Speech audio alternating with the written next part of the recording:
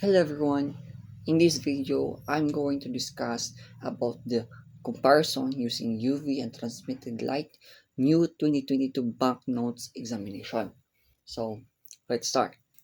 Banknote examinations are a crucial part of maintaining the integrity of currency systems worldwide. As physical representation of value, banknotes need to be secure and authentic to ensure trust and confidence in financial transactions. The examination of banknotes involves various techniques and technologies aimed at verifying their authenticity and detecting counterfeit or tampered notes.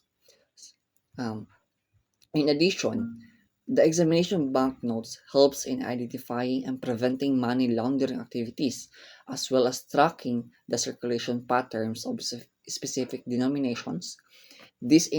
Information leads law enforcement agencies and financial institutions in combating illegal activities and maintaining the integrity of the financial system.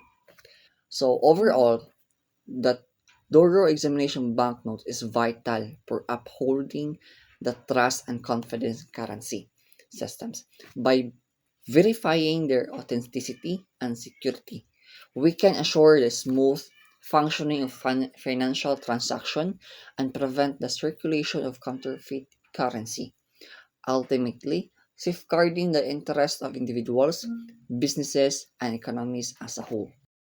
In this part of video, this is the UV light. It is used also in the examination called UV light examination. UV light or ultraviolet light is used to reveal fluorescent elements in banknotes.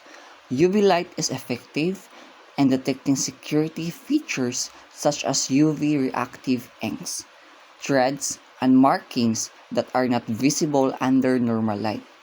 This method helps identify specific security elements that are designed to be visible only under UV light.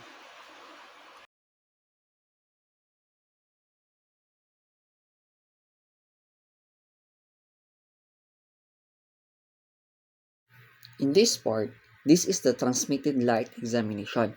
This is transmitted light, then you can this in an examination. So, this transmitted light involves shining light through the banknote and observing the characteristic of the light as it passes through. This method allows for the examination of structural components, watermarks, and other features that are visible when light passes through the banknote.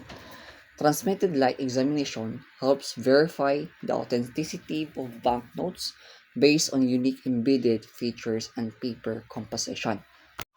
This is Gerald Justin Pastrano, B Screen 3A. That would be all.